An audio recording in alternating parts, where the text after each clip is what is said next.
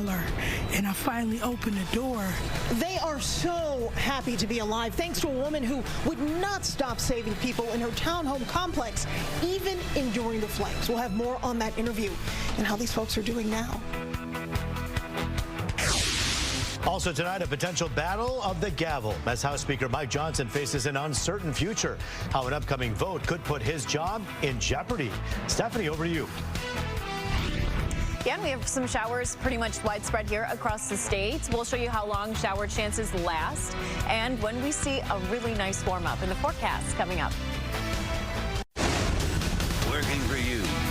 Fox 2 News at 5 starts now. Good evening, everybody. I'm Roop Raj. A family of 7 forced to start over after a fire ripped through their apartment on Christmas morning. Fox 2's Hillary Golson has a look at the damage and how we all can help. This has been terrible. It's been terrible on our family. I don't have the words. Sometimes the images have to tell the story. The charred outside. Yeah. And inside this townhouse on Walden and Southfield, a mess. Mangled wet insulation, the roof and wall on the ground. That's what you see.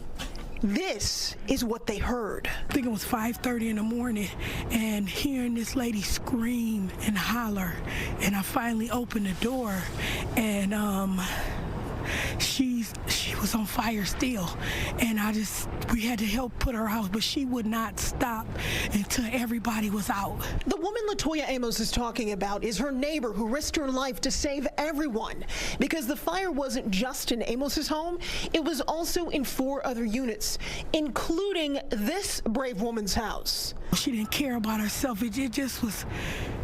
I can't even forget that image. We want to thank her because in the midst of everything, she actually saved the other 4 units of people. She banged. So to wake someone out of their sleep, to bang and continue to bang on the door, trying to get everyone else out. Even go on fire. Even, through everything she's going through, she was a miracle. She helped us. My mom was able to help her. We just try to pick up our life from here. Amos says she and 5 other family members were living in their townhouse unit, but 4 other homes are apparently unlivable because of this Christmas Day blaze. Have you been able to salvage, if anything? Nothing really. We was a couple of clothes that was hanging, like one closet wasn't bothered, but we're really just trying to get our paperwork, IDs and stuff like that, to start to rebuild. Rebuilding your life right after Christmas, a time of joy and beauty, reminds us all to hug our families just a little bit tighter and be thankful for what we have and find a way to be generous when we can. We're grateful to be alive, but it's devastating. More info on how to help the family on our website, fox2detroit.com. Hillary Golson, Fox 2 News. Well, developing news now from Oakland Township, where police say 1 person was killed in a head-on crash. It happened earlier this afternoon in the area of Romeo and Rochester Roads. 3 other people were hurt. We're still working to learn exactly how this all went down. Stay with Fox 2 on air and online for updates. Let's take a look at the weather now. Another mild day across Metro Detroit, but it looks like rain is actually on the way. Meteorologist Stephanie Mead, I went out to my car to get something just 10 minutes ago, and I felt the sprinkles. It's come. Yeah, so they're here, and they're going to stick around, I think, as we head into this upcoming weekend. So kind of a nice little reprieve from the holiday festivities that I think a lot of folks have been indulging in over the past week. We have clearly seeing some light sprinkles and just some steady rain downtown right now, kind of a gray overlook at the moment, and I think that picture is what we'll see over the next 48 hours. Right now, everyone picking up on rain, and it is mainly rain that we're seeing from northern parts of the state extending all the way down into the Ohio and Michigan state line. And this is not just us. A lot of us out near Wisconsin, Illinois, Indiana picking up on some form of precip, and a lot of it is mainly rain because a lot of us are very much mild. Most have been in the 40s throughout the day today. 44 in the metro, 42 Pontiac, 43 out near Howell. So temperatures have not been an issue for us today. And actually, as we head through the overnight and into early tomorrow morning, numbers are actually only going to continue to warm. So we should be in the 50s as we wake up very early tomorrow morning. Mid-40s by around midnight. Temps are going to continue to gradually warm as we head through the overnight hours. Showers with limited visibility, and I think tomorrow our temps could be pretty close to almost 60 degrees with that chance of showers around through the day. Roop, over to you. All right, thanks so much, Stephanie. All new tonight in the case of a deadly attack in Madison Heights. New information to tell you about tonight. Prosecutors now charging 68-year-old Ronald Beasley in the death of Robert Kavanaugh. Kavanaugh was killed on Christmas Eve after police say he got into a fight while riding his bike through a mobile home community. He died after being beaten with a pipe. Beasley is charged with assault with a dangerous weapon and was given a $100,000 cash or surety bond. We're told he could face more charges pending autopsy results. Take you out to Mount Clemens tonight. A man there also facing charges after allegedly knocking a woman unconscious and stealing her car outside a bar in Ferndale. Police say it happened just after midnight yesterday at New Way Bar on Woodward. 40-year-old Brian Marks is facing 2 counts of carjacking and 1 count each of fleeing police and driving without a license. His bond was set at $500,000. We're also learning more about the man accused of carrying out a deadly rampage in Oxford. You may have heard about this. The Christmas Eve shooting left 1 woman dead and 2 others hurt. Fox 2's Scott Wolchek has the latest in this case.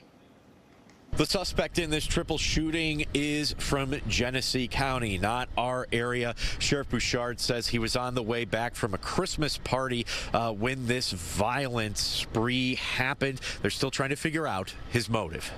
A lot of people drink at Christmas parties and they don't go on a murderous rampage. So, you know, we can't figure out any kind of motive, what this guy was up to or why. A mother dead, her daughter in critical condition, and a 3rd man recovering in the hospital after a triple shooting on Christmas Eve in Oxford. The suspect in custody. Ultimately, this person went off on this incredibly violent rampage. A rampage, which Sheriff Mike Bouchard says was random, but also believed to be premeditated. The suspect is from Genesee County and has an extensive criminal history of weapons charges. Police say he was returning from a Christmas party when he started a spree of violence. You know, at the first location, he kind of crashed his car and confronted some individuals there, pointed a handgun, felonious assault, then left that scene to another spot and ultimately had some kind of, again, crash with his vehicle. That second crash was here on Ray Road. The suspect, who was not legally allowed to own a firearm, accused of firing 30 shots using a 9mm with an extended clip, killing a mother, critically injuring her daughter, and striking another man. I could hear a lady screaming. Bill Brasili lives nearby and ran to the scene to help after hearing the gunshots. The lady had like blood on her face. I couldn't see the victim in the back. The driver was slumped over on the door side. Police responded quickly, catching the suspect standing in the road with a gun in his hand, only a stone's throw from Oxford High School. This is the second time that it's turned this community upside down with the school shooting and now this. Sheriff Bouchard said the fact that this happened in Oxford seems to be just an unfortunate coincidence. They're still working on that investigation, submitting some warrants to the prosecutor's office as well, hoping to have an arraignment coming up next week. For now, reporting in Waterford, Scott Wolchek, Fox 2 News. Well, severe storms could cause major delays as millions of people head back home for the holidays. Where and when those storms are coming, just ahead. Also, year-end tax tips to help you get ready to file in the new year. What you can do to keep a little more cash in your wallet. You're watching Fox 2 News at 5. We're glad you're with us.